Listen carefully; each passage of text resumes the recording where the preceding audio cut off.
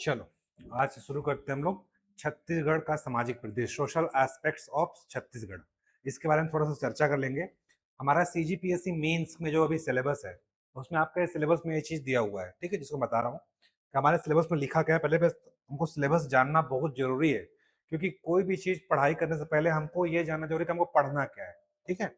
CGPSC mains exam में सबसे important यही चीज होता है कि पढ़ना क्या है, उससे ज्यादा इंपॉर्टेंट क्या होता है, छोड़ना क्या है, ठीक है। जब हम छोड़ने के लिए जान जाएंगे तो पढ़ना क्या है वो पता चल जाएगा, ठीक है।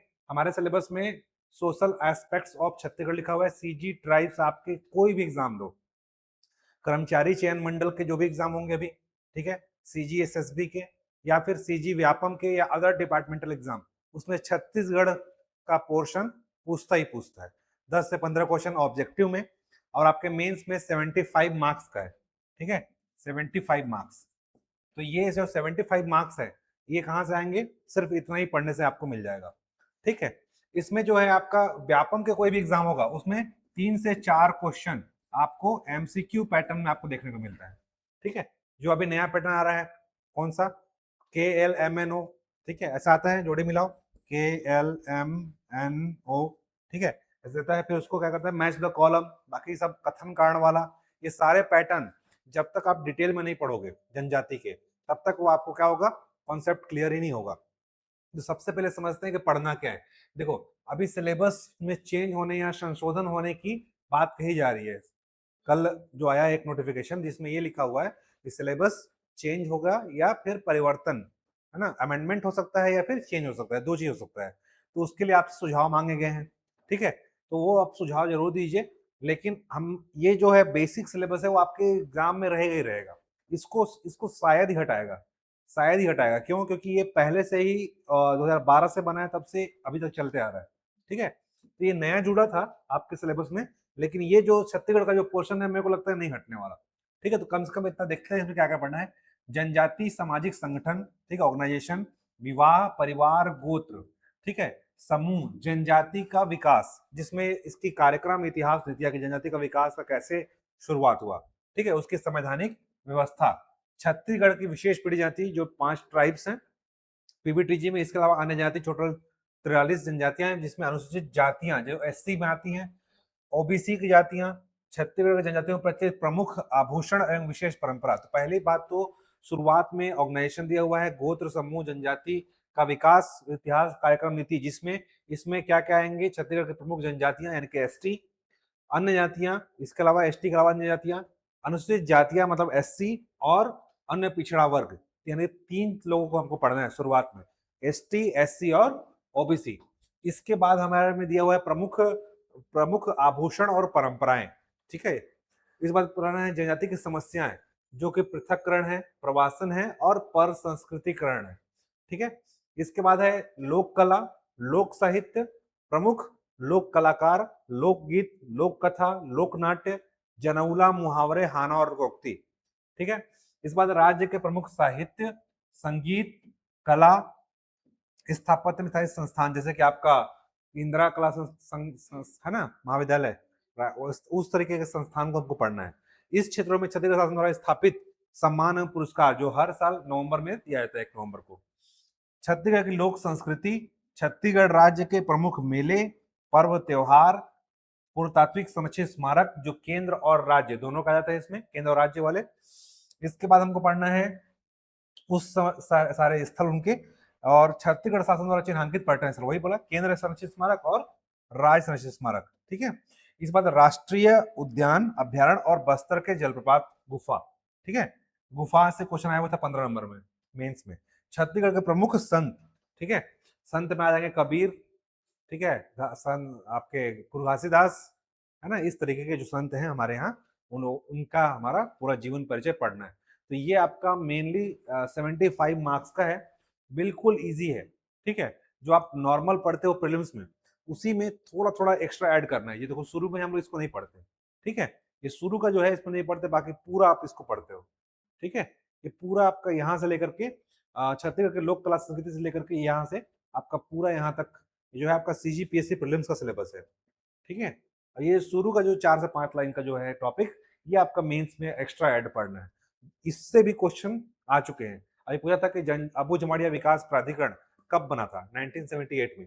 ठीक है, तो ये जब आप पढ़ोगे इसमें संवैधानिक व्यवस्था छत्तीसगढ़ की प्रमुख विशेष पड़े, हाँ, इतिहास कार्यक्रम और नीतियां, ये जो आप पढ़ोगे तो उसमें आपका सब आ जाएगा, सभी जनजातियों का। ठीक है, सरकार ने क्या क्या योजना चलाया और क्या क्या इसके लिए नीति बनाई गई।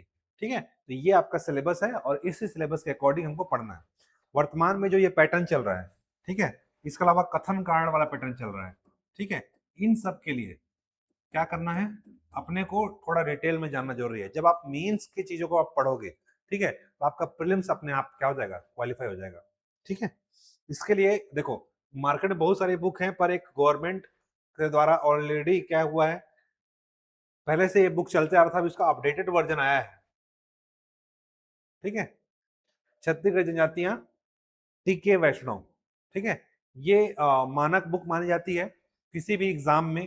छत्तीसगढ़ के कोई भी एग्जाम अगर आपको निकालना है तो इस बुक को जरूर फॉलो करना पड़ेगा, क्योंकि यही एक कॉप बुक है जिससे सरकार या उसके जो बनाने वाले क्वेश्चन, वो आपके यहाँ क्वेश्चन इससे निकाल जाता है। ठीक है, तो ये जो बुक है मैं आपको लेकर आया हूँ, क्योंकि इसी बुक को मैं रेफरेंस लेकर आपको पढ़ाऊंगा। इसके अलावा कुछ और बुक है मेरे पास, जैसे कि मैं किस किस बुक से आपको फॉलो कर रहा हूँ और किस किस बुक पढ़ाऊंगा बता दे रहा हूँ।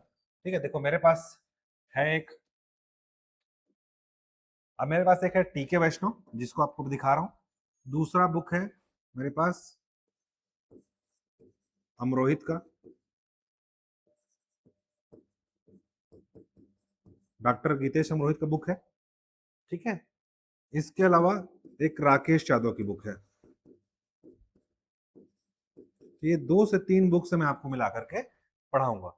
ठीक है, जिसमें आपका 90% सिलेबस कवर हो जाएगा। 10% इसलिए बोल रहा हूँ कि वो कुछ भी पढ़ा लो, 2-4 क्वेश्चन क्या होता है बाहर से आ जाते हैं, तो 100% कोई दावा नहीं कर सकता। मैं 90% दावा कर सकता हूँ कि इन तीनों बुक पढ़ने के बाद आपका 90% क्वेश्चन सॉल्व हो जाएंगे।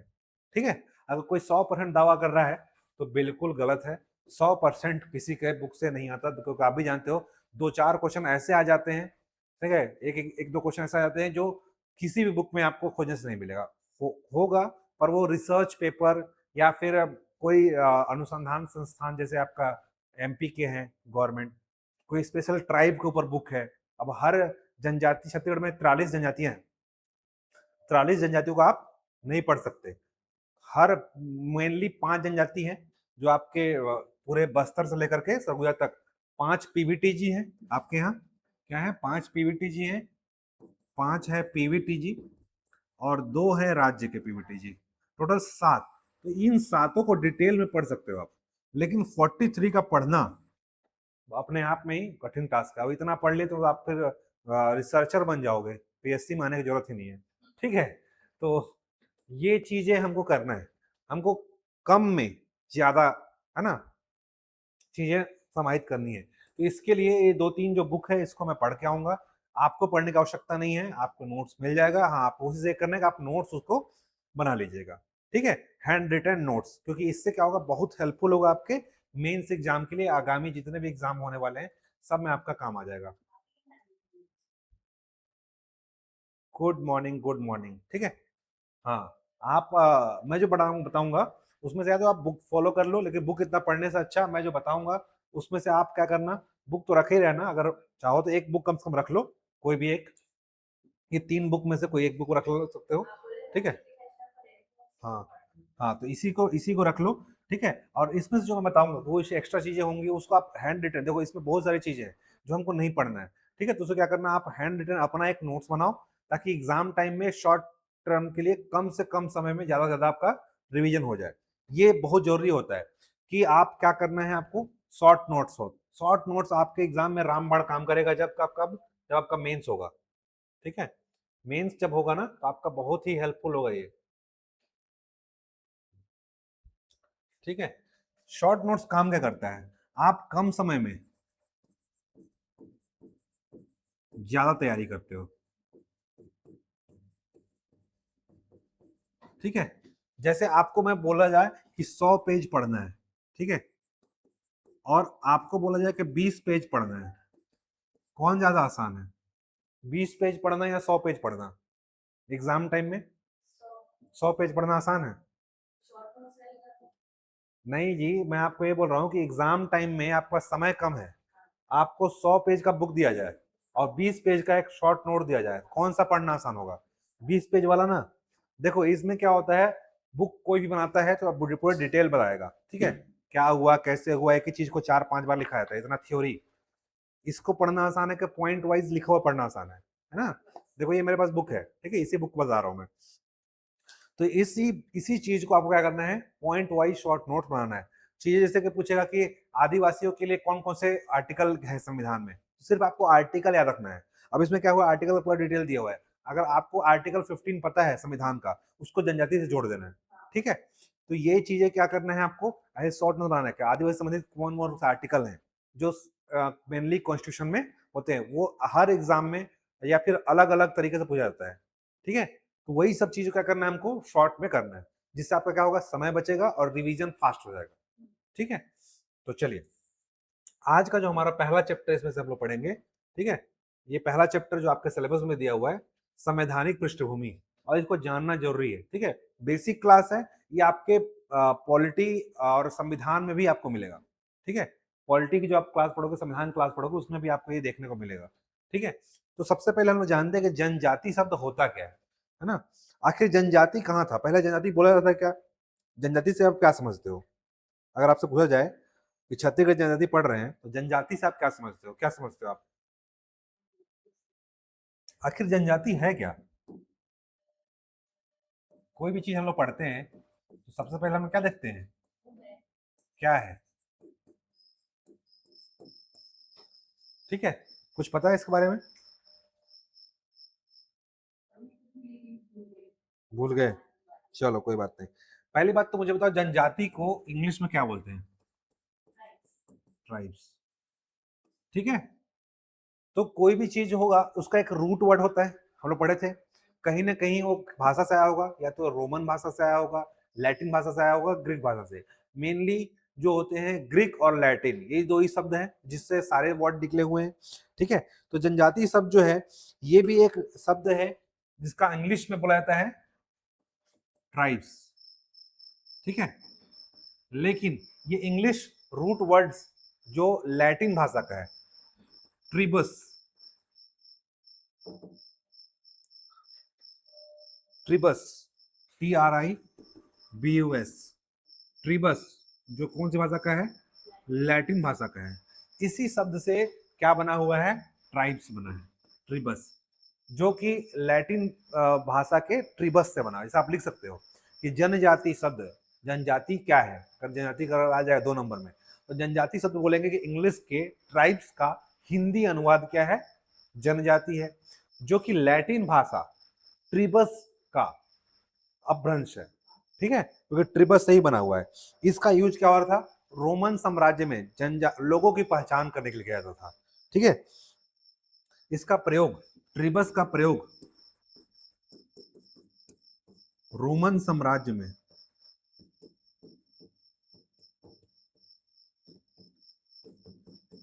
लोगों की पहचान के लिए,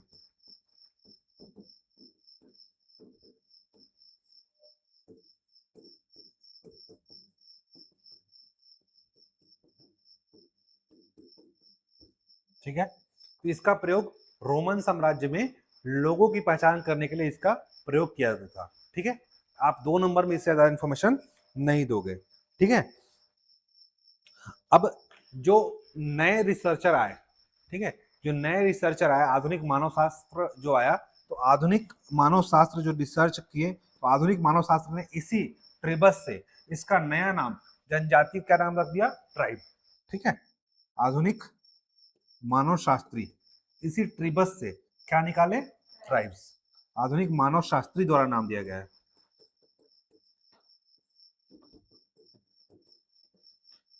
ठीक है, ट्राइब।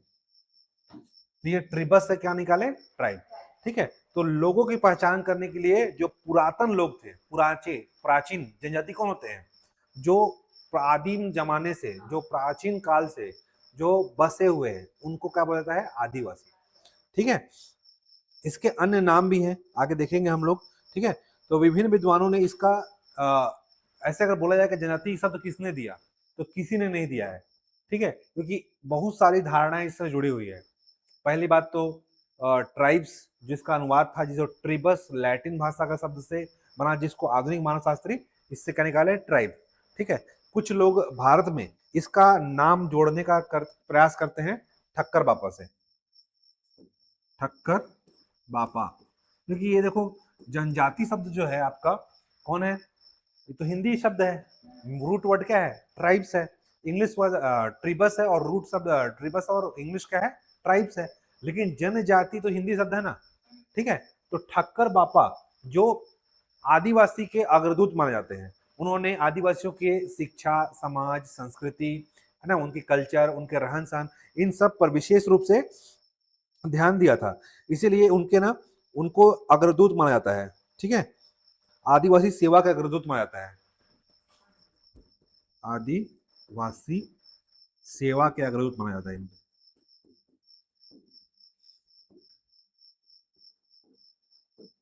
ठीक है, क्योंकि इन्होंने जनजातियों के रहन सहन, खान पान, ठीक है, उनके संस्कृति, कल्चर, बोली, भाषा, ठीक है, उनके विकास, इन सब के लिए इन्होंने काम किया था ठक्कर बापा ने। इसीलिए इन्होंने ही पहली बार सबसे पहले जनजाति शब्द को गढ़ा था। ठीक है, तो जनजाति शब्द को गढ़ने वाले कौन है, ठक्कर बापा। ठीक है, एग्जाम में क्वेश्चन पूछा था आदिवासियों को जनजाति शब्द से किसने संबोधित किया। ठीक है, तो कौन है वो। ठीक है,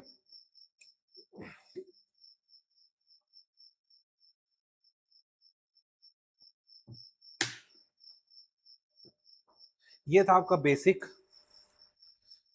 स्ट्रक्चर, सॉरी इंट्रोडक्शन, जो हम लोग जनजाति के बारे में पढ़े। ठीक है, अगर आपसे एग्जाम में पूछा 2 नंबर में, तो आप यही बताना कि जनजाति शब्द जो है ट्रिबस, जो रूट वर्ड लैटिन शब्द है, इसका अनुवाद क्या है, इंग्लिश में ट्राइब्स, या आप उसे बोल सकते हो जनजाति शब्द इंग्लिश के ट्राइब्स का हिंदी अनुवाद है, जो कि रूट शब्द लैटिन भाषा के ट्रिबस से बना है। इसका प्रयोग उस समय रोमन साम्राज्य में लोगों की पहचान करने के लिए किया जाता था। वर्तमान में यह शब्द हिंदी में जनजाति का नाम जाता है, जिसमें लोगों के आदिम समूह का पहचान करने के आता है। ठीक है, इसका प्रयोग किया जाता है आदिम समूह की पहचान, आदिम समूह की पहचान के लिए। ठीक है, इसका प्रयोग किया जाता है आदिम समूह की पहचान के लिए किया जाता है। ठीक है, ठक्कर बापा को आदिवासी सेवा के अग्रदूत माना जाता है। ठीक है, इन्होंने ही क्या है, जनजाति शब्द को दिया था। ठीक है, समझ में आ गया, इतना काफी है। चलिए, क्लास में झिंगुर कहां से बोल रहा है। चलो ठीक है, देखो हमको सबसे पहले पढ़ना है, आज का हमारा पहला चैप्टर है आदिवासी का छत्तीसगढ़ का सॉरी अनुसूचित जनजाति संवैधानिक पृष्ठभूमि। ठीक है, इसकी संवैधानिक पृष्ठभूमि से पहले हम लोग ये जाने कि आदिवासी होता क्या है। ठीक है, आदिवासी लोग कौन होते हैं। ठीक है, ये फंस क्यों गया, अच्छा चल रहा है। तो आदिवासी लोग कौन होते हैं। ठीक है, तो आदिवासी ऐसे लोग हैं जिनकी बोली, भाषा, रहन सहन, संस्कृति जो कहाँ होती है, सामान्य क्षेत्र में न होकर के दुर्गम या पहाड़ी क्षेत्र में निवास करते हैं। ठीक है, उनकी एक अपनी बोली होगी, अपनी भाषा होगा, अपना रहन सहन होगा, अपना एक कल्चर होगा। ठीक है, वो एक विशेष जीवन जीते हैं। जैसे विशेष जीवन मतलब कि पहाड़ों में रहेंगे, पत्ती वत्ती पहले पहनते थे, आजकल तो शर्ट पैंट जींस उनमें भी आ गया है, लेकिन वो धनुष बाण धारण करेंगे। ठीक है, उनका जो स्ट्रक्चर होगा बॉडी का वो अलग होगा। ठीक है, कलर उनका अलग होगा। ठीक है, उनकी अपनी कल्चर होगी। ठीक है, ये सारे रहन सहन के आधार पर जो कि विशेष क्षेत्र पर क्या होगा, दुर्गम क्षेत्रों में निवास करेंगे, उन्हें क्या बोलेंगे, अनुसूचित जनजातियां। ठीक है, शेड्यूल्ड ट्राइब्स। एक होता है शेड्यूल्ड कास्ट, जो क्या होंगे, मैदानी एरिया में रहेंगे। ठीक है, इनका क्या होगा, प्राचीन काल से शोषण किया गया है, किसके द्वारा, ब्राह्मणों के द्वारा, अछूत अछूत बोल करके। ठीक है, या फिर इनको हरिजन ऐसा बोला गया। ठीक है, जिसे बहुत सारी चीजों से दूर रखा गया, सामाजिक भेदभाव किया गया। ये रहे मैदानी एरिया में, लेकिन इनके साथ क्या हुआ, इन सब चीजों से व्यवहार किया गया। इन्हीं को बोला गया शेड्यूल कास्ट। और शेड्यूल ट्राइब किन्हें बोला गया, जो कि पहाड़ों में निवास करते थे। ठीक है, और उनका अलग संस्कृति कल्चर था, उन्हें बोला गया आदिवासी।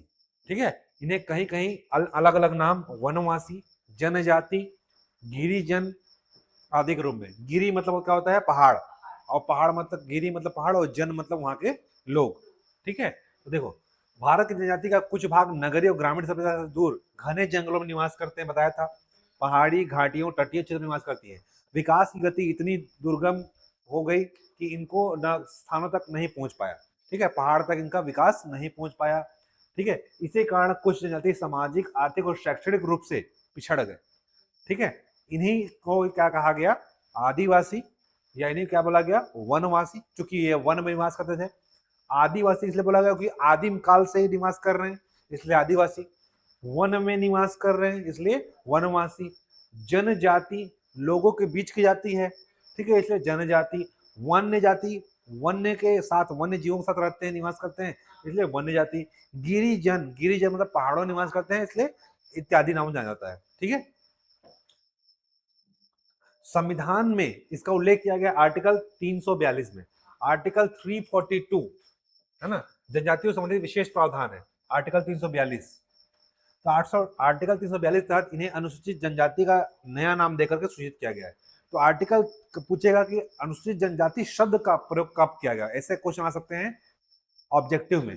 ठीक है, तो ऑब्जेक्टिव में, पीवाईक्यू में अगर ऐसा पूछा जाता है कि सबसे पहली बार अनुसूचित जनजाति एसटी शब्द कहां प्रयोग किया गया, तो आर्टिकल कहां किया गया, 342 में। ठीक है, यहां से देखो, अब आप सोचो, मेंस आप पढ़ लिए, ठीक है, और यहीं से एक प्रीलिम्स का क्वेश्चन आ गया। ठीक है, या ऐसा क्वेश्चन पूछ सकता है, आदिवासी को अन्य किस नाम जाना जाता है, आदिवासी, वनवासी, जनजाति, वन्य जाति, गिरिजन। एक और ऑप्शन रहेगा कोई और बोलेगा इनमें से कौन सा नहीं है या है। ठीक है, ऐसे क्वेश्चन। या पूछ सकता है कि भारतीय संविधान में कौन से अनुच्छेद के तहत इन्हें अनुसूचित जनजाति शब्द का प्रयोग पहली बार किया गया है, तो आर्टिकल 342। 342। ठीक है, आई एम हियर सर, हाँ, गुड, चलो। ठीक है, देखो, देश में इनकी जनसंख्या 2011 के जनगणना के अनुसार 1 करोड़, सॉरी 11 के अनुसार हमारी भारत की जनसंख्या कितनी है, 121 करोड़, यानी कि 1 अरब 21 करोड़ थी, जिसमें से इनकी जनसंख्या कितनी है, 10.42 लाख। ठीक है, इनकी जनसंख्या कितनी है, 10.42 लाख। एग्जाम में मेंस जब लिखोगे तो 2011, अभी तो नया जनगणना हो रहा है, डाटा आया नहीं है तब तक, तो जब डाटा आ जाएगा तब आपको फिर से चेंज करना पड़ेगा। 2011 के अनुसार 121 करोड़ जनसंख्या है टोटल। ठीक है, जिसमें से 10.42 करोड़, पूरा याद नहीं रखना है, ठीक है, इतना याद करो चल जाएगा आपके एग्जाम के लिए। 10.42 करोड़ जनसंख्या है, जो कि पूरे देश का, इसका कितना परसेंट है, 8%। ठीक है, 8.5% लगभग है, 8.6% है। कहाँ गया, हाँ, 8.61%, 8.61%। ठीक है, ये डाटा याद रखना है। ठीक है, जब तक आपका नया डाटा नहीं आ जाता है तब तक आपको इस डाटा को लिखना है। 2011 में भारत की संख्या 121 करोड़ थी, वर्तमान में 143 करोड़ है।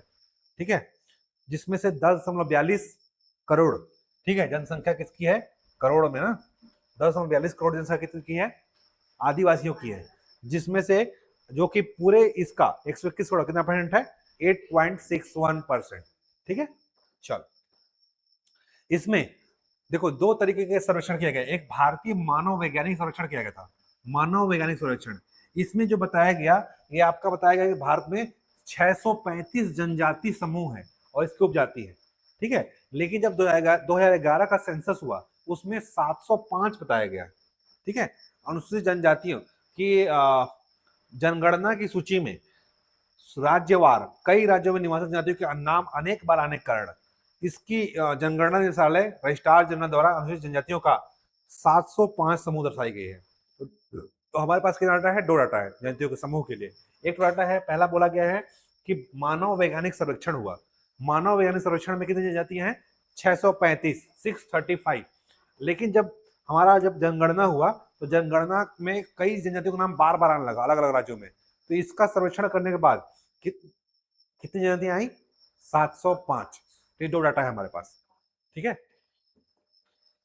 चलो देखो, इसी में पढ़ के आया हूँ, ऐसे सब चीजें क्या है, इस बीच में देखो राज्य का नाम लिखा हुआ है। ठीक है, कहाँ कहाँ है, तो वो आप सब लोग जानते हैं, आगे हम लोग पढ़ेंगे। ठीक है, दोबारा रिपीट होगा इसलिए नहीं बता रहा हूँ, हम लोग बेसिक चीजें पढ़ रहे हैं। ठीक है, इंट्रोडक्शन क्लास है। जनजातियों की परिभाषा देखो दी गई है, जनजाति कोई परिभाषा होती नहीं है, अलग अलग वैज्ञानिकों ने अलग अलग तरीके से अलग अलग परिभाषा बताई गई है, जिसमें से कुछ परिभाषाएं हम लोग पढ़ सकते हैं। ठीक है, एग्जाम में अगर पूछा कि जनजातियों की परिभाषा, स्पेशली अगर नाम लिख के पूछेगा तब आपको लिखना है, ठीक है। अगर नहीं पूछा तो आप कोई परिभाषा लिख सकते हो। अगर पूछेगा जनजातियों को संबंधित कोई परिभाषा बताइए, दो नंबर में आएगा, ठीक है, तो आप कोई परिभाषा लिख सकते हो, लेकिन स्पेशली पूछेगा गिलिन एवं गिलिन के अनुसार जनजाति किसे कहते हैं, ठीक है। तो स्थानीय आदिम समूह किसी भी संग्रह को, स्थानीय आदिम समूह को किसी भी संग्रह को जो एक कहाँ रहते हैं, सामान्य क्षेत्र में निवास करते हैं, एक सामान्य भाषा या बोली बोलते हैं, और एक उनकी सामान्य संस्कृति होती है, ठीक है। तीन चीज इसमें से याद रखना है। इसी को लेकर के आप खुद एक परिभाषा बना सकते हो। एक ना, कोई भी आदिम समूह का संग्रह होगा, मतलब लोगों का समूह होगा, ठीक है, जो एक सामान्य क्षेत्र में रहेगी, ठीक है, एक सामान्य क्या बोलेगी, भाषा बोलेगी, जिसकी एक सामान्य क्या होगी, संस्कृति होगी, ठीक है। तो एक आदिम समूह कोई एक सामान्य क्षेत्र में रहेगा, सामान्य भाषा बोलेगा, इसकी एक सामान्य संस्कृति होगी, इसे क्या बोला जाएगा, जनजाति बोला जाता है, ठीक है। तो गिलिन एंड गिलिन के अनुसार, ठीक है, ये की पॉइंट याद रखना। आदि समूह होगा, सामान्य भाषा होगी, सामान्य बोली होगी, सामान्य क्षेत्र में रहेगा, और उसकी एक विशिष्ट कल्चर होगा, ठीक है। यही कौन बोला है, गिलिन एवं गिलिन, ठीक है। तो जनजातियों की कोई अलग से परिभाषा नहीं है, अलग अलग वैज्ञानिकों ने, अलग अलग मानव शास्त्रियों ने अलग अलग परिभाषा दिया गया है, ठीक है। इसी आधार पर पूरे विश्व में इनकी कोई भाषा नहीं है, गिलिन एवं गिलिन के अनुसार ये परिभाषा दिया गया है। वैसे ही D.N. मजूमदार हुए, भारतीय मानव शास्त्री, इन्होंने बोला कि एक जनजाति परिवारों या परिवारों का समूह, ठीक है, यह एक का संकलन होता है। जनजाति क्या होता है, परिवार या परिवारों का समूह का एक संकलन होता है, ठीक है, जिसमें बोल रहा है कि एक का एक सामान्य नाम होता है, सेम चीज वही बोल रहे हैं, एक निश्चित भूभाग पर रहते हैं, ठीक है, जिनकी एक सामान्य भाषा होती है, जो विवाह व्यवसाय उद्योगों के विषय में कुछ निषेध, मतलब कि इन्होंने इनको विवाह व्यवसाय करने से रोका जाता है, ठीक है, कुछ विषयों में निषेध किया जाता है, और निश्चित उपयोगी परस्पर आदान प्रदान, मतलब कि इन लोगों की विनिमय व्यवस्था होती है, ठीक है। जैसे कि हम चीनी लेंगे, आप मेरे को चाय दे दो, ठीक है, दोनों का चाय बन जाएगा, ठीक है। तो ये विनिमय व्यवस्था होती है। ये कौन बोलता है, D.N. Majumdar. Gillin Gillin normal बोला है कि इनके क्या होंगे, समूह होंगे, सामान्य क्षेत्र होगा, बोली होगी, भाषा होगी और संस्कृति होगी, ठीक है। वैसे D.N. मजूमदार क्या बोलेगा, सेम चीज बोलेगा, बस ये बोलेगा कि विवाह और उद्योग व्यवसाय में इनको निषेध रोका जाता है करने से, ठीक है, और विनिमय व्यवस्था पाई जाती है, ठीक। तो ये ऐसा अगर पूछा कि D.N. मजूमदार के अनुसार जनजाति क्या होती है, तब ऐसे लिखना है। अगर आपसे नहीं पूछा तो सिर्फ क्या लिखोगे, आदिवासी एक एक क्या होता है, विशिष्ट आदिम समूह है, जिनकी एक विशेष क्षेत्र में निवास करते हैं, जिनकी एक विशेष बोली होती है, भाषा होती है, और इनका एक विशिष्ट कल्चर, संस्कृति होता है। ऐसी ऐसे चीजों होती हैं, इन्हें जनजाति कहते हैं, ठीक है। ये इसी को ले देना, और ये गिलिन गिलिन याद रखना, उसका नाम जोड़ देना, तो क्या होगा, आपका ऑथेंटिक हो जाएगा, ठीक है। चलिए, ऐसे ही आपका इंपीरियल गजेटियर है ना, गजेट है, उसके अनुसार बताया गया कि एक आदि जनजाति परिवारों का वह समूह है जिनका एक सामान्य नाम होता है, सामान्य भाषा बोलते हैं, सामान्य क्षेत्र में रहते हैं, और उन्हें अपने आप को समझ, उस क्षेत्र को अपने आप से संबंधित मानते हैं। जैसे कोई भुंजिया जनजाति है तो गरिया वन क्षेत्र से अपना जोड़ेगा, ठीक है, और देवभोग से बोलेगा मैं यहीं पैदा हुआ और यही मेरे पूर्वज निवास किए थे, तो उसी क्षेत्र से अपने आप को जोड़ेगा। देखो सब में एक ही बात कही जा रही है, ठीक है, कुछ इधर उधर घुमा फिरा के बोल रहे हैं, इसमें बस क्या जोड़ दिया, अपने क्षेत्र से उसको समझी मानते हैं, ऐसे इंपीरियल गजेटियर में बोला गया, ठीक है। अब जनजातियों के विशेष लक्षण पढ़ते हैं, आखिर क्या ऐसा लक्षण है जो जनजातियों को अपने आप से जोड़ता है, ठीक है।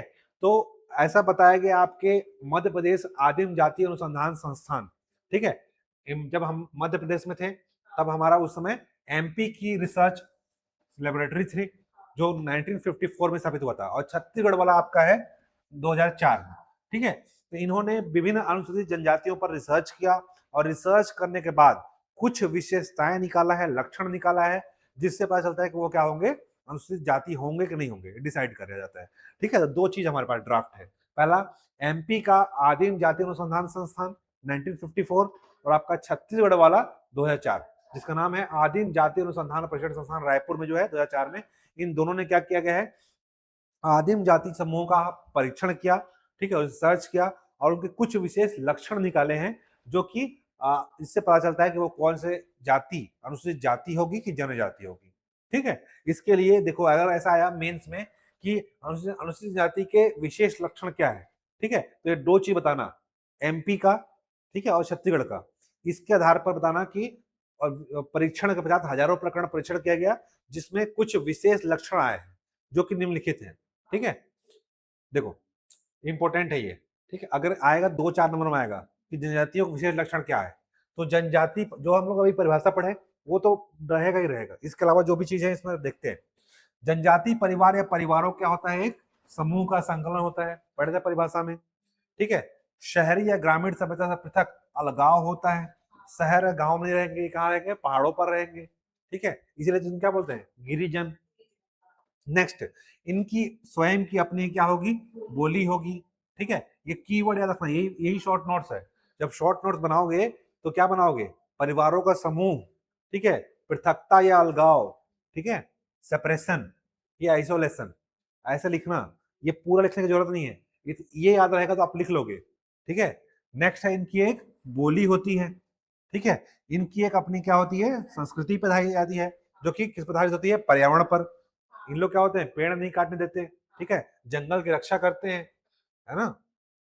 इसके अलावा जनजाति समूह स्वनिर्भर होते हैं, अपने आप पर, किसी दूसरे पर निर्भर नहीं होते हैं। ठीक है, 100 रुपया कमाएंगे, 50 का दारू पियेंगे और सो जाएंगे। ठीक है, स्वनिर्भर होते हैं। इसी कारण हिंदू वर्ण व्यवस्था से अलग मानते हैं अपने आप को। ठीक है, ये बोलते हैं हम लोग हिंदू नहीं है।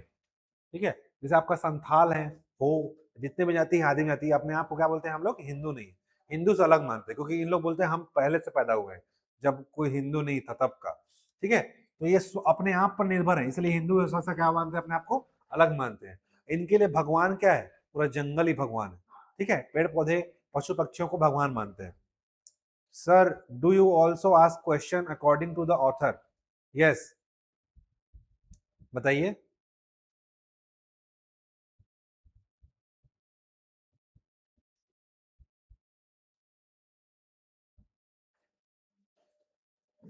मैं भी पढ़ा लेता हूँ, फिर सारे क्वेश्चन का आपको मैं जवाब दूंगा, क्योंकि फिर जो बीच में इंटरप्ट होगा। एक बार मैं पढ़ा लेता हूँ, ठीक है।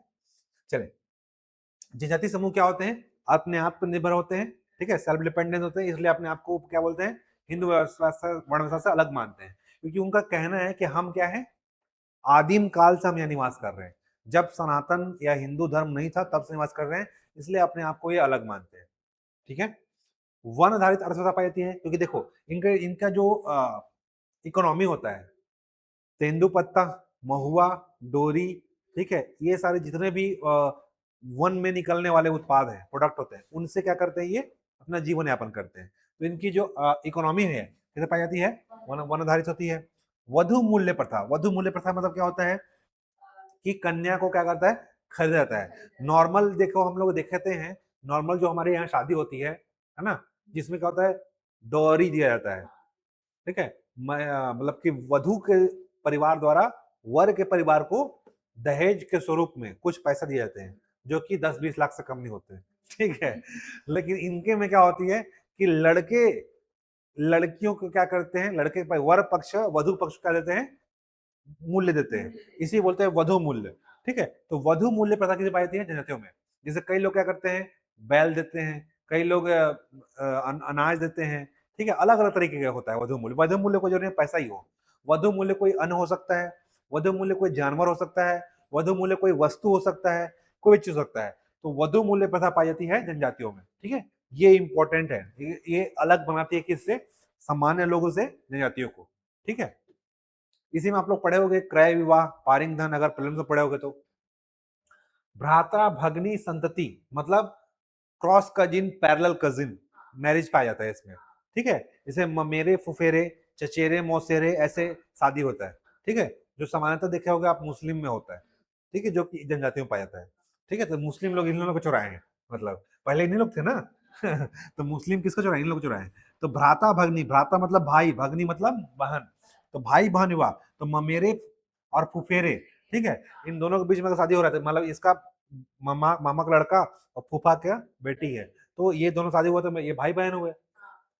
तो ये इसी बोलते हैं क्रॉस कजिन या पैरेलल कजिन। ठीक है, क्रॉस ऐसा हो जाएगा, पैरेलल सामने हो जाएगा, जैसे मेरे और मामा के बीच में हुआ। ठीक है, ऐसा वाला। ठीक है, मेरे फुफेरे, है ना, चचेरे मौसा, ये क्रॉस कजिन और पैरेलल कजिन पाए जाते हैं। टोटम, टोटम मतलब क्या होता है, वंश चिन्ह। जैसे कोई जनजाति का कछुआ, जैसे नेताम जनजाति में कछुआ उनका प्रमुख पूजनीय होता है, ठीक है। उन लोग कछुआ को बहुत वो मानते हैं, उनका मानना है कि कछुआ जो है उनका गण चिन्ह है, उन्हीं से वो क्या होता है उनका रक्षा किया है, इसलिए उनको क्या मानते हैं विशेष अवसर पर उनको मारते नहीं है, उसको मारने के लिए एक विशेष अनुष्ठान या पूजा किया जाता है, ठीक है। इसी बोलते हैं वंश चिन्ह या टोटम या गण चिन्ह, ठीक है। इनका एक निशेष निश्चित निवास क्षेत्र होता है, निवास मतलब जहां पे ये रहते हैं, तो कहाँ रहेंगे, पहाड़ों पर रहेंगे, ठीक है। पुरातन कृषि पाई जाती है जिसे क्या बोलते हैं हम लोग, झूम कृषि आप सुने होंगे, ठीक है। जो हर साल क्या करते हैं 2-3 साल में अलग अलग जगह पे जाकर करते हैं, ठीक है, उसे बोलते हैं पुरातन कृषि या झूम कृषि, ठीक है। इसके अलावा इनके स्वयं के देवी देवता होते हैं, ठीक है, जो सामान्यतः पेड़ पूजा पुण्य पेड़ या कोई जंतु या जीव में निवास करते हैं, ठीक है। ये जीववाद को मानते हैं, बोला ना कोई जीव को, मतलब पेड़ पूजा करेंगे या जीव की पूजा करेंगे, इसलिए जीववाद को मानते हैं, ठीक है। साक्षरता का निम्न स्तर, ठीक है, इनके जनजातियों में 10% से नीचे क्या होगा, साक्षरता का नीचे स्तर होगा, एकदम आदिम, जितनी आदिम होंगी उतने कम साक्षरता होगा, ठीक है, क्योंकि इन लोग को शिकार करने से फुर्सत ही नहीं रहता है, तो पढ़ेंगे कहाँ जाएंगे, ठीक है। संगीत नृत्य की स्वयं की परंपरा, हर जाति की एक अलग नृत्य होगा, ठीक है, तो ये अपने आप की स्वयं की नृत्य परंपरा पाई जाती है।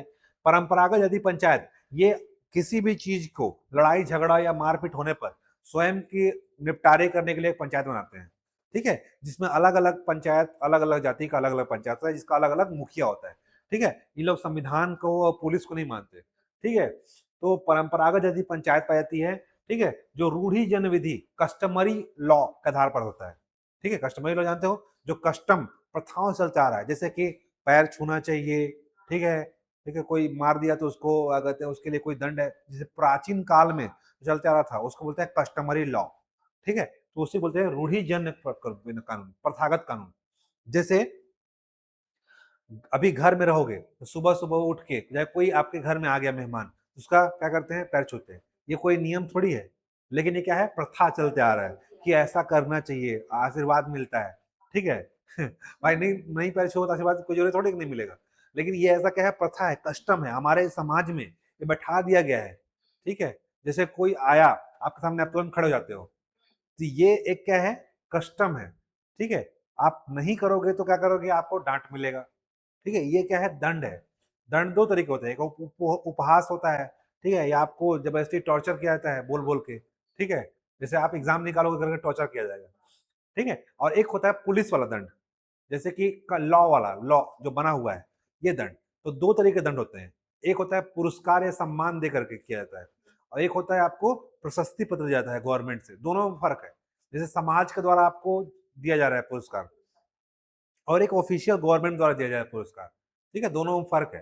तो वैसे ही क्या होता है, दंड भी दोनों तरीके होता है, एक होता है हास उपहास, हंसी मजाक उड़ा करके, ठीक है, जैसे कि मेरा बटन यहाँ पे खुला हुआ है, ठीक है, तो बोलेंगे सर छपरी टाइप का आ गए हैं जब बटन खुला है, ठीक है, ये कोई चीज अलग है क्या, लेकिन क्या है, ये बटन लगा कर रखना चाहिए, ये कौन बोला, मम्मी पापा लोग, कोई प्रथा होगा, कार्टून कानून की नहीं, बटन लगाने से आदमी क्या होता है, हाँ ये आप एक प्रोफेशनल है तो बटन लगाना ही चाहिए, ठीक है। ऐसा कोई नियम कानून लिखा है क्या, नहीं, ये क्या है, कस्टम है, ठीक है।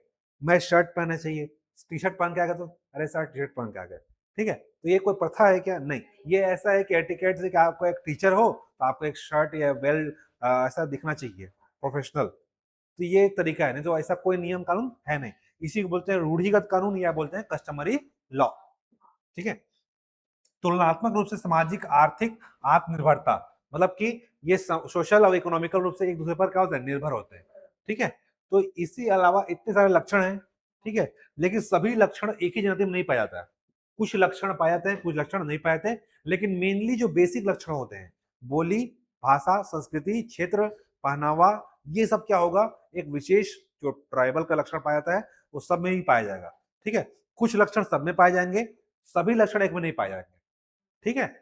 इसी आधार पर क्या बोल सकते हैं हम लोग, उनके लक्षण पाए जाते हैं इस आधार पर समुदाय की मानव शास्त्रीय और समाज शास्त्रीय, ठीक है, दृष्टिकोण से जाति कह सकते हैं, मतलब इन सभी दृष्टिकोण से उनको हम लोग जनजाति कह सकते हैं। जो बेसिक लक्षण शुरू में हम लोग पढ़े थे, एक क्षेत्र होता है, बोली होती है, संस्कृति होती होती है, इन सब आधार पर क्या होते हैं, हम लोग कह सकते हैं कोई जनजाति है, वो सब में पाया जाएगा, और कुछ लक्षण जो होंगे वो उसे पाया जाता है।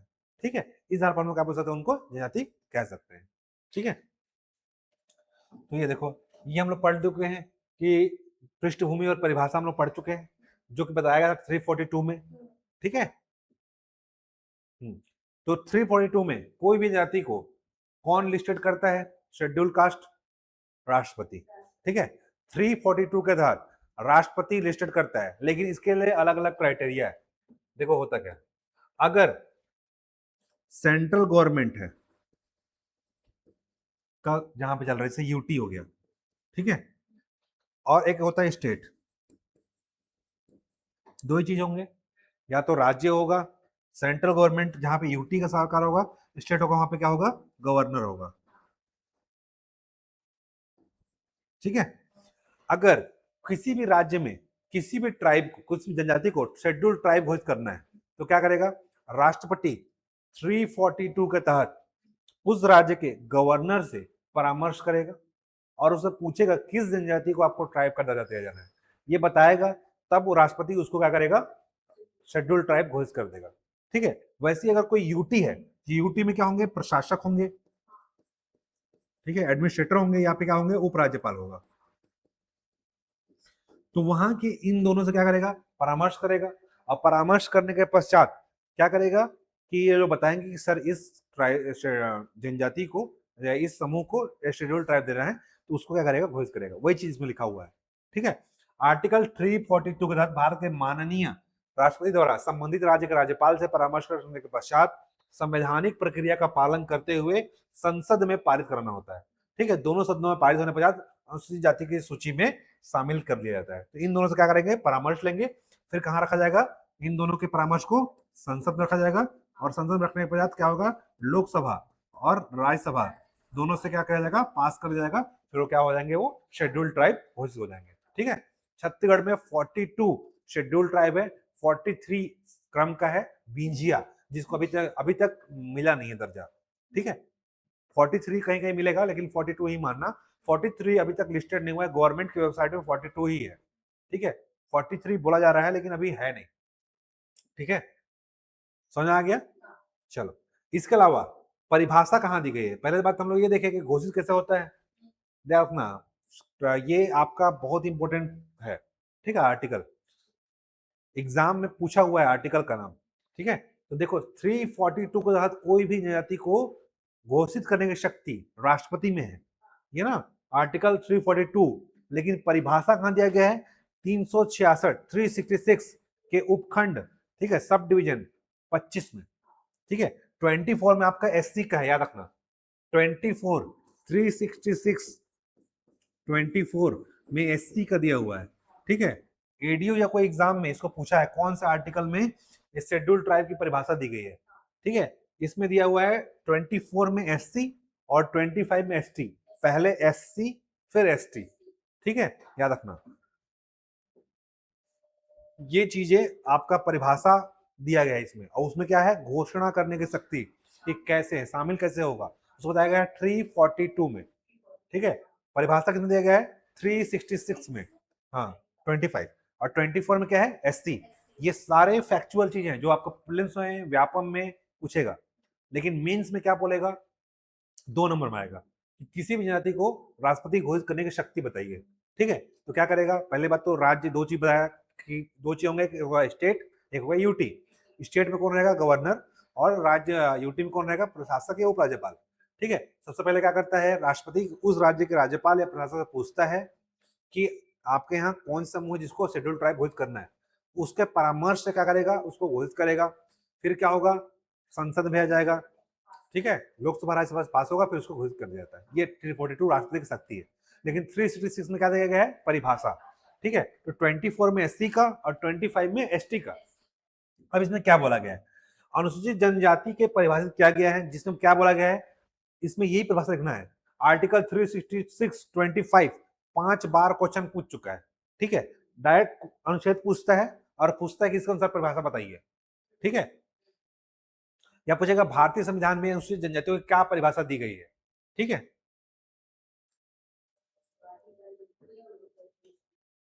हम्म, चलो, ठीक है। तो इसमें क्या बोला गया है, अनुसूचित जनजातियों की ऐसी जनजातियां, जनजाति समुदाय, ऐसी जनजाति या जनजाति समुदाय या ऐसी जनजातियों के भाग, ठीक है। देखो क्या क्या बोला गया है, इसमें थोड़ा कंफ्यूजन होता है। तो पहला बोला गया ऐसी जनजाति या जनजाति समुदाय, ठीक है, अथवा ऐसी जनजातियों के, जनजाति समुदाय के भाग या उसके यूथ अभिप्रेत है जिसमें इस संविधान के प्रयोजन के लिए 342 के अधीन अनुसूचित जाति समझा जाता है, ठीक है, ये बोला गया है। उससे परिभाषा में क्या बताया गया है, परिभाषा में ये बोला गया है कि ऐसी जनजाति या जनजाति समुदाय या ऐसी जनजातियों के भाग, ठीक है, समुदाय, ऐसी जनजाति या जनजाति समुदाय या जनजातियों के भाग या उसमें रहने वाले यूथ अभिप्रेत हैं, अभिप्रेत मतलब कि नोटिफाइड, मतलब उनको बताया गया है, ठीक है, अभिप्रेत मतलब ये होता है जिसे इस संविधान के प्रयोजन के लिए 342 जो पढ़े थे, ठीक है, 342 के अधीन अनुसूचित जनजाति समझा जाता है, ठीक है। ये परिभाषा रटने वाला है, थोड़ा सा रट लेना।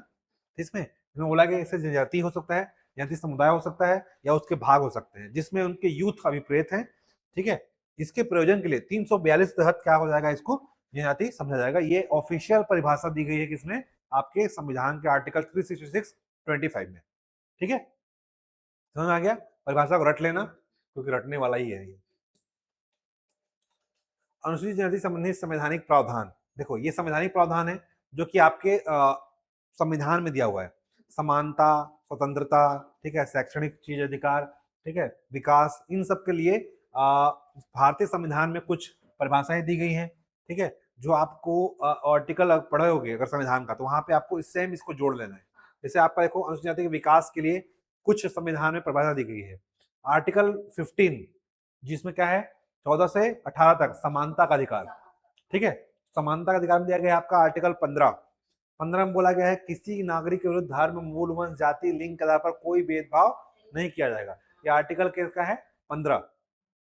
इसी के 15(4) में बताया गया अनुसूचित जनजाति के बारे में।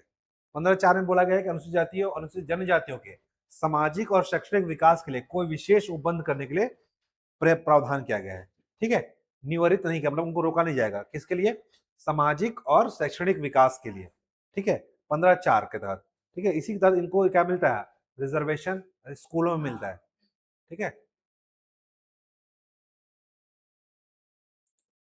तो ये चीज आपका कहां बताया गया है, अनुच्छेद 15(4) में रखना। 15(4) किस संबंधित है, अनुसूचित जनजातियों के सामाजिक और शैक्षणिक विकास से, ठीक। दूसरा अनुच्छेद 16 ये बोलता है अवसरों की समानता। अवसरों की समानता मतलब कभी भी लोक नियोजन है कि कोई भी वैकेंसी निकली उसमें इनका भी क्या होगा, योगदान दिया जाएगा। तो राज्य के अधीन किसी पद पर नियोजन के लिए सभी नागरिकों के लिए अवसर की समानता होगी। इसके भी धारा 4, 15(4) और 16(4) दो आर्टिकल रखना, 15(4) और 16(4). 15(4) में क्या है, सामाजिक और शैक्षणिक विकास, ठीक है। 16(4) में क्या बताया गया है, जनजातियों के लिए नियोजन, है ना, हाँ नियोजन के लिए, नियोजन मतलब कि उनके लिए एम्प्लॉयबिलिटी, ठीक है। तो ये सारे आर्टिकल रखना, यहाँ डायरेक्ट इसको लिख के लिखना, एक ही लिखना, अगर जनजाति के लिए आएगा तो लिखना 16(4), 15(4), ठीक है। तो दो बार लिखने से आपके पास क्या होगा, समय कम होगा और आपके पास पेज भी कम होगा, ठीक है। Sir from which book you study, doctor टीके वैष्णव, ठीक है, मैं टीके वैष्णव से पढ़ा रहा हूँ मैं, देखो देख सकते हो, दिख रहा होगा आप लोग को, डॉक्टर टीके वैष्णव की बुक है, अजय प्रकाशन, ये अपडेटेड बुक आई है नई, इसी से मैं पढ़ा रहा हूँ, ठीक है। 2 से 3 बुक मैंने पढ़ाया, बताया था आप लोग को कि एक टीके वैष्णव, एक होगा गीतेश कुमार अमरोहित और एक राकेश यादव, ये 3 बुक हैं जिसमें से कम एक बुक आपके पास होनी चाहिए। और मैं अभी जो पढ़ा रहा हूँ मैं इस बुक से पढ़ा रहा हूँ, ठीक है। इसके अलावा बहुत सारे सोर्स हैं ऑनलाइन मैं बहुत सारी चीजों से लेके आता हूँ, नोट्स बनाता हूँ, तो वो सारी चीजें आपको नोट्स खुद से बनाना है, मैं यहाँ बताऊंगा, ये नोट्स आपको पीडीएफ फॉर्म में आपके ग्रुप में आपको मिल जाएगा, वहां से आप हैंड रिटन नोट्स बनाओगे, ठीक है। बुक को ही सिर्फ आधार नहीं मानना है, क्योंकि मैं बहुत सारी चीजें बोलता हूँ जो इसमें होता ही नहीं है, ठीक है। जैसे ठक्कर बाबा वाला कहाँ था, इसमें नहीं था, तो वो चीजें ट्राइब्स में बोला जो शुरुआत में परिभाषा दिया वो भी इसमें नहीं है। तो बहुत सारी चीजें मैं रिसर्च करके आ रहता हूँ, वो मैं दिमाग में रहता है, मैं निकल जाता है, तो वो चीज आप क्या कर लो, लिख लेना, ठीक है।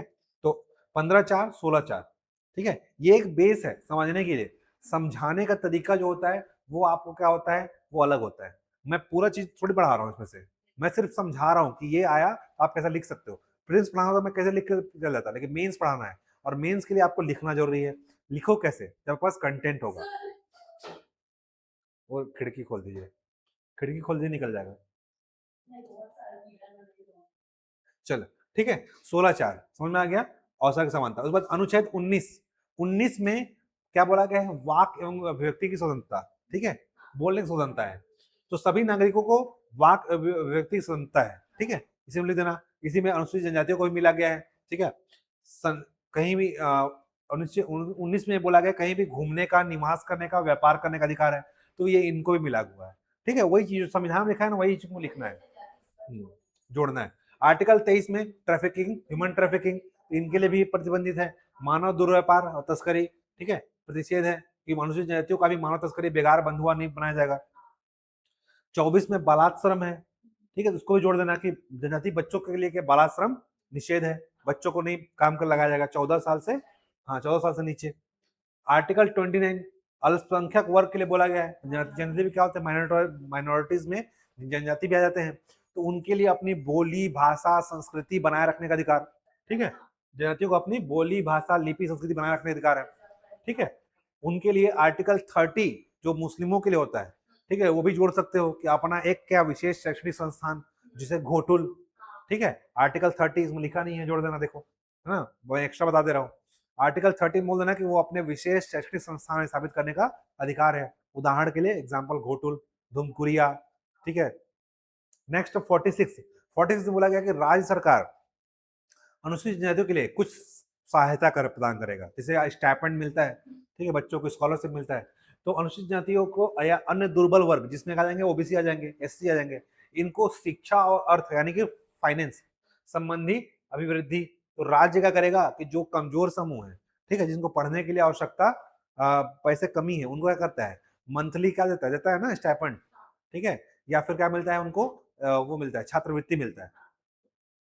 इसके अलावा 164 में बोला गया है कि छत्तीसगढ़, मध्य प्रदेश, झारखंड और ओडिशा, ये 4 राज्य हैं जिसको बोला है शेड्यूल्ड ट्राइब राज्य, ठीक है। इन राज्यों में इनके कल्याण के लिए, इनके वेलफेयर के लिए एक क्या होगा, मंत्री बनाया जाएगा, मिनिस्टर होगा, जिसको बोला जाएगा जनजाति मंत्री, ठीक है। ये स्पेशल आर्टिकल है, ठीक है, जो 4 है, छत्तीसगढ़, मध्य प्रदेश, झारखंड और ओडिशा। पहले इसमें बिहार भी शामिल था, लेकिन 2004 के बाद इसको क्या कर दिया गया, निकाल दिया गया, क्योंकि वहां पर ज्यादा जनजाति अब है नहीं, क्योंकि राज्य अलग हो गए, झारखंड हो गया, तो अब 4 राज्य हैं, छत्तीसगढ़, मध्य प्रदेश, पूरा एक लाइन से, इधर मध्य प्रदेश है, फिर छत्तीसगढ़ है, फिर झारखंड, ओडिशा, ठीक है, एक लाइन से है ना।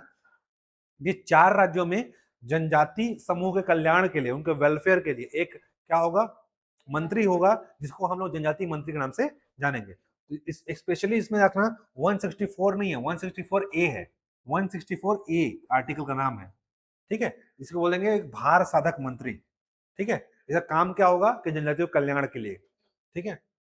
फिर है 243 डी, इसमें दिया नहीं है, ठीक है, 243 T3 T4, फिर ठीक है, और D3 D4,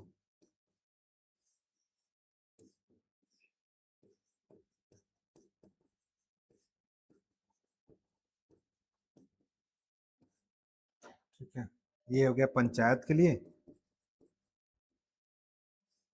और ये हो गया नगर निकाय के लिए।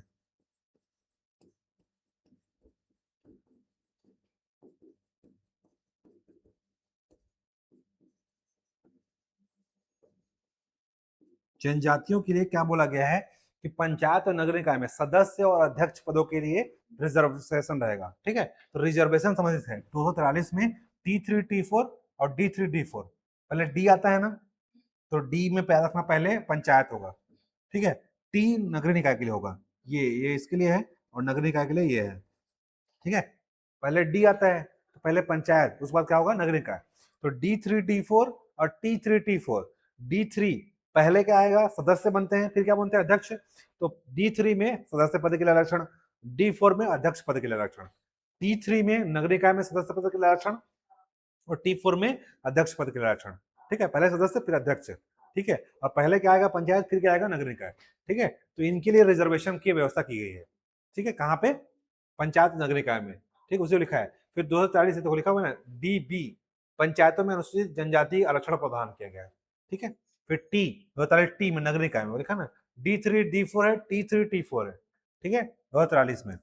फिर 2044 में क्या बोला गया है कि 5वीं अनुसूची के उपबंध जो 6वीं अनुसूची को प्रशासन, मतलब 5वीं अनुसूची में जो अनुसूचित क्षेत्र हैं, जो शेड्यूल्ड क्षेत्र हैं, एवं 6वीं अनुसूची के जनजातीय क्षेत्रों के प्रशासन की बात की गई, जहां पे जो शेड्यूल्ड एरिया होता है वहां पे क्या क्या मैनेजमेंट किया जाएगा और कैसे वहां पे क्या होगा, गवर्नमेंट चलेगा, उसके बारे में बात किया गया है 200 किसमें किया गया है, 44 में।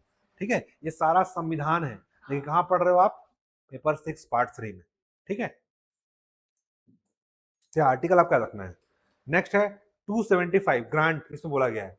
ठीक है, शेड्यूल क्षेत्र में विशेष स्पेशल ग्रांट जो दिया जाता है सेंट्रल गवर्नमेंट के द्वारा, स्टेट गवर्नमेंट द्वारा, उसकी बात कही गई है 275 में।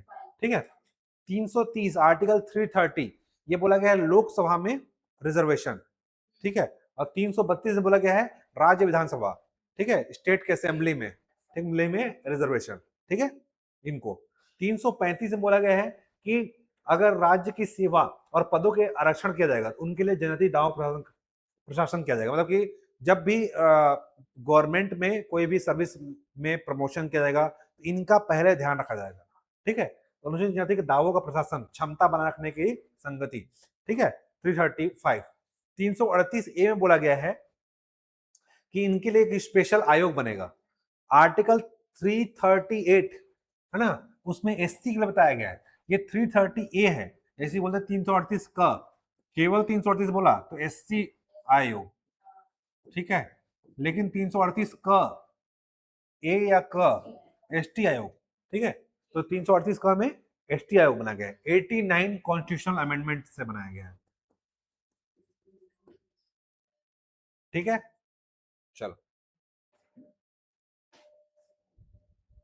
भावना कोसले जी, आपको मैं बुक क्लियर कर दिया हूं।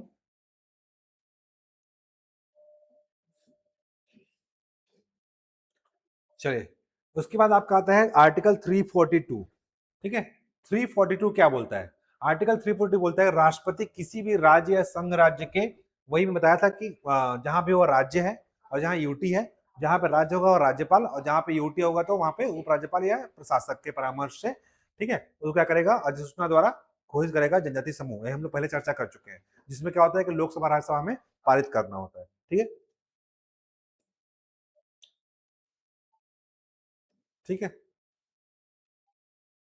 366 की बात हम लोग कर चुके हैं, पहले पढ़ चुके हैं।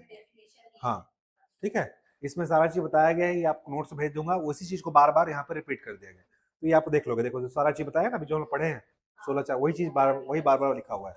ठीक है, अब 5वीं अनुसूची और अनुसूचित क्षेत्र क्या होते हैं कि देखो भारतीय संविधान में कितनी से अनुसूचियां हैं, 12 है।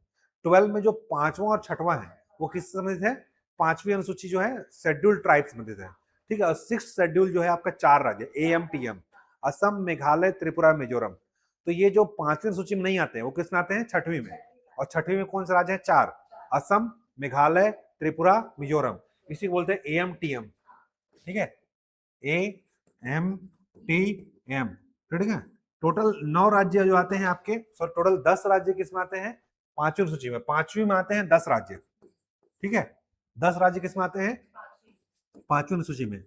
ठीक है, और AMTM 4 राज्य इसमें आएंगे 6th शेड्यूल में। ठीक है, तो 6वीं सूची में 4 राज्य और 5वीं में 10 राज्य, 14 राज्य जो आते हैं शेड्यूल्ड ट्राइब राज्य है पूरे भारत में, जो कि फुल्ली शेड्यूल्ड ट्राइब राज्य है। ठीक है, अब ये 5वीं सूची में 10 राज्य कौन कौन से हैं। ठीक है, देखो छत्तीसगढ़ से लगा हुआ कितने राज्य हैं, 7, और छत्तीसगढ़ खुद एक क्या हो गया, 8। अब छत्तीसगढ़ से यूपी को हटा दो, ठीक है, कितना हो गया, 7 होगा।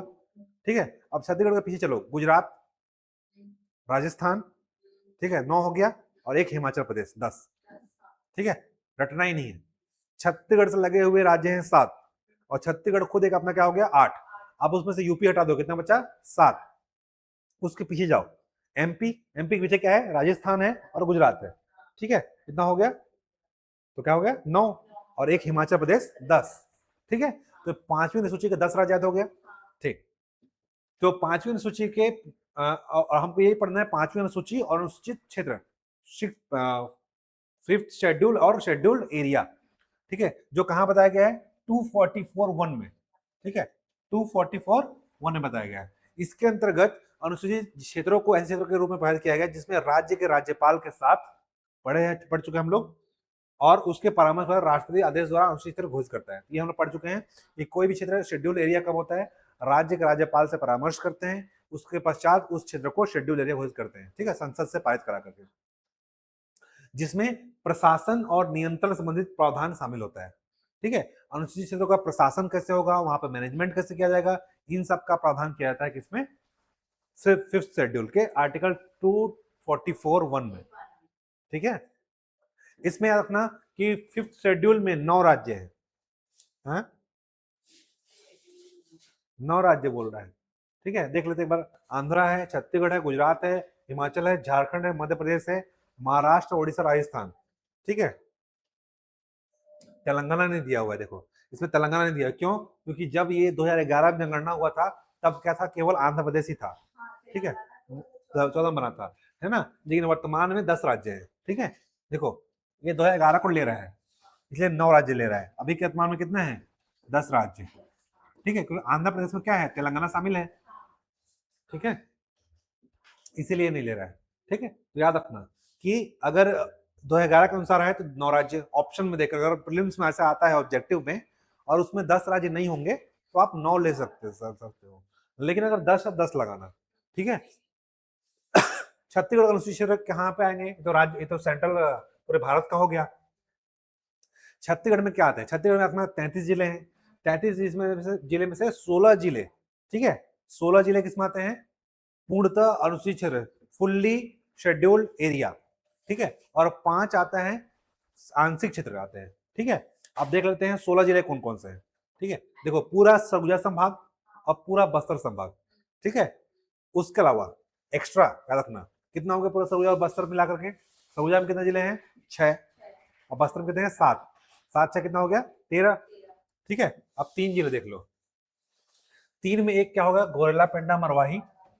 ठीक है, एक कोरबा, 13 2 15, और एक हो गया मोहेला मानपुर अम्बागढ़ चौकी, 13 3 16 हो गया ना, रटना ही नहीं है। सरगुजा संभाग डिवीजन में 2 आएगा, कौन कौन से आएंगे, सरगुजा और बस्तर, प्लस बस्तर, प्लस 3 जिला, यानी कि डिस्ट्रिक्ट, जिसमें एक आएगा एमएमसी। ठीक है, और एक आएगा आपका जीपीएम, और एक आएगा कोरबा। ठीक है, तो 3 जिला 2 संभाग। ठीक है, ये 16 जिले फुल्ली क्या है, शेड्यूल्ड एरिया है। अब 5 जो है आंशिक एरिया, कौन कौन से, देखो बिलासपुर से रायगढ़ और बिलासपुर 2 हुआ। ठीक है, इसके अलावा आपका रायपुर से गरियाबंद, धमतरी 4 हुआ, और एक दुर्ग से बालोद। ठीक है, आंशिक में कौन कौन से हैं आपके, कम छोटे एरिया में। ठीक है, कुछ जैसे रायगढ़ का धर्मजयगढ़ वाला एरिया वो क्या है, जनजाति क्षेत्र में आता है। ठीक है, तो बिलासपुर से आंशिक क्षेत्र, बिलासपुर से कौन कौन सा आ जाएगा आपका, खुद बिलासपुर और रायगढ़। ठीक है, रायपुर से क्या आएगा, धमतरी, और गरियाबंद। ठीक है, और दुर्ग से आएगा बालोद। ये 5 जो जिले हैं ये क्या है, आंशिक रूप से है। ठीक है, आंशिक रूप से है। ठीक है, जिसका कुछ ही क्षेत्र क्या होता है, शेड्यूल्ड ट्राइब निवास करते हैं। ठीक है, तो 16 जिले फुल्ली और 5 आंशिक। ठीक है, ये निवास करते हैं यहाँ पे क्या है, छत्तीसगढ़ में। ठीक है, याद रहेगा, पूरे भारत में 10, 2011 के अनुसार 9। ठीक है, पांचवें अनुसूची संबंधित प्रमुख कुछ बिंदु हैं। ठीक है, जिसमें अनुसूचित जाति के प्रशासन और नियंत्रण संबंधी कुछ प्रावधान की बात कही गई है। ठीक है, इसमें ये बोला गया है कि प्रत्येक राज्य जिसमें अनुसूचित क्षेत्र निवास करते हैं, ठीक है, जहां पे शेड्यूल्ड ट्राइब रहते हैं, वहां के राज्यपाल प्रतिवर्ष क्या करेंगे, अनुसूचित क्षेत्रों के लिए संबंध में राष्ट्रपति को एक प्रतिवेदन रिपोर्ट भेजेंगे। ठीक है, ये बात बोला गया, ये आपका संविधान में पूछ सकता है, भले इसमें ना पूछे। ठीक है, तो पांचवी अनुसूची में कुछ प्रमुख प्रावधान है जिसको फॉलो करना पड़ता है। ठीक है, प्रशासन और नियंत्रण संबंधी बात कही गई है, जिसमें ये बोला गया है कि प्रत्येक राज्य जहां भी अनुसूचित क्षेत्र निवास करते हैं, वहां के राज्यपाल, यहाँ के जो प्रशासक होंगे, उनको राष्ट्रपति को हर साल एक प्रतिवेदन रिपोर्ट भेजना होगा। ठीक है, दूसरा बात बोला गया है जहां पे शेड्यूल एरिया है, वहां पे एक जनजातीय सलाहकार परिषद टीएससी, ट्राइबल एडवाइजरी कमिटी, है ना, काउंसिल काउंसिल बनाया जाएगा। ठीक है, जिसमें 20 से अधिक सदस्य होंगे, 20 से अनधिक मतलब 20 से कम होंगे, बी मैक्सिमम कितने हो सकते हैं, 20। ठीक है, जहां भी शेड्यूल है वहां पे क्या बनाएगा, ट्राइबल एडवाइजरी काउंसिल बनाया जाएगा। ठीक है, जिसमें 20 से अधिक सदस्य नहीं हो सकते हैं, जिसमें से 3/4 तीन चौथाई लगभग 75%, 75% यानी कि 20 में से 15 क्या होना चाहिए, जो उस राज्य का जो असेंबली है उसके क्या होना चाहिए, एमएलए। ठीक है, विधायक होने चाहिए। ठीक है, पहले याद रखना कि पहला तो याद रखना कि पांचवी अनुसूची में क्या बोला गया है कि राज्यपाल जहां भी वो शेड्यूल एरिया है उसका मैनेजमेंट संबंधी क्या भेजा जाएगा, एक रिपोर्ट भेजा जाएगा राष्ट्रपति को। दूसरा बोला गया है कि उस राज्य में एक ट्राइबल एडवाइजरी काउंसिल बनाया जाएगा। उस काउंसिल में क्या होगा कि 20 से अधिक सदस्य नहीं होंगे, जिसमें तीन चौथाई सदस्य क्या होंगे, एमएलए होंगे। ठीक है, इसके अलावा क्या बोला गया है कि जनजातीय सलाहकार परिषद का कर्तव्य होगा, हाँ, जो एमएलए होंगे ना वो किसके होंगे, शेड्यूल्ड ट्राइब्स के ही होंगे। ठीक है, अलग नहीं होंगे, शेड्यूल्ड ट्राइब के ही एमएलए होंगे। ठीक है, जनजातीय सलाहकार परिषद का कर्तव्य होगा कि उस राज्य के अनुसूचित जनजातियों के कल्याण और उसके उन्नति संबंधित ऐसे विषयों पर सलाह देंगे जो उनको राज्यपाल द्वारा निर्देशित किया जाएगा। तो इनका काम क्या होगा, इनका काम होता है सलाह देना। ठीक है, जो उस राज्य के जनजातियों के उन्नति या कल्याण के लिए काम करेंगे। ठीक है, तो इनका काम वही चीज होता है कि उनके कल्याण या उसके प्रोग्रेस के लिए सलाह देंगे। ठीक है, कोई भी आयोग या परिषद होगा उसका काम क्या होता है, सलाह या सिफारिश देना, उनका काम वही होता है, कोई भी आयोग होगा। राज्यपाल परिषद सदस्यों की नियुक्ति करेगा, जो भी उनके जो तीन चौथाई सदस्य हैं नियुक्ति कौन करेगा, राज्यपाल। ऐसे भी क्वेश्चन आ सकता है कि ट्राइबल एडवाइजरी काउंसिल के सदस्यों या अध्यक्षों की नियुक्ति कौन करता है, तो राज्यपाल करता है। ठीक है, उसका संचालन, उसकी प्रक्रिया संबंधी नियम कानून कौन बनाएगा, राज्यपाल। ठीक है, राज्यपाल लोक अधिसूचना द्वारा निर्देश दे सकेगा कि संसद उस राज्य के किसी विधानमंडल को विशिष्ट अधिनियम या उस क्षेत्र के किसी भाग में कोई आता है तो उसके लागू होगा। ठीक है, कोई भी नियम कानून बनेगा तो वो कौन लागू करवाएगा, अधिसूचना द्वारा एक नोटिफिकेशन जारी करेगा राजपत्र में, और कौन जारी करेगा, राज्यपाल। ठीक है, कि उस क्षेत्र में कौन सा नियम लागू होगा, ठीक है, कौन सा कानून चलेगा, इन सब का नियम कानून, अपवाद या जो भी चीज लागू होगा वो कौन करवाएगा, राज्यपाल। ठीक है, शक्ति उच्चासन के लिए विनियम नियम कौन बना सकेगा, राज्यपाल बना सकता है।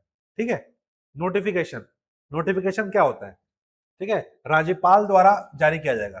ठीक है, छत्तीसगढ़ के माननीय राज्यपाल द्वारा पांचवें अनुच्छेद तहत कुछ अधिकार का उपयोग करते हुए इनके हितों संबंधित कुछ क्या जारी किया गया, जिसमें जारी की गई है, जिसमें यह बोला गया है कि अनुसूचित जनजातियों के लिए आरक्षित पदों में से 20% विशेष रूप से पीवीटीजी के लिए रिजर्व होंगे। बोल रहा है कि छत्तीसगढ़ में जो एक नियम बनाया गया है, पांचवी अनुसूची के तहत छत्तीसगढ़ आ जाता है।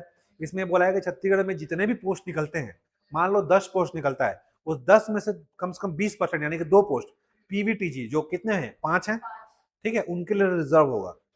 ठीक है, विशेष रूप से कमजोर जनजाति समूह जिसको बोलते हैं particularly vulnerable tribal group, PVTG, इसे बोला गया है विशेष रूप से कमजोर जनजाति समूह, इसको इंग्लिश में बोला गया है पर्टिकुलरली वल्नरेबल ट्राइबल ग्रुप।